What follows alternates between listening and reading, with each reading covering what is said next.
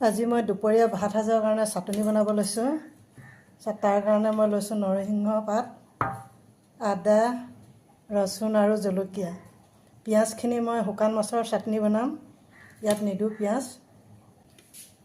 শুকান মাছটো আকৌ বজাৰৰ পৰা কিনি অনা শুকান মাছটো নহয়, ঘৰতে শুকোৱা শুকান মাছ। তাৰে এখন চাটনি বনাম বুলি ভাবিছোঁ। গৰম পৰিছে, চাটনিয়ে ভাত খাবলৈ মন গৈছে। মাছৰ চাটনিখিনিৰ কাৰণে প্ৰথমে মই মাছখিনি অলপ ভাজি লৈছোঁ তেলতে। তাৰপাছতে আদা, ৰচুন, জলকীয়া, পিঁয়াজ দি পিচি দিম।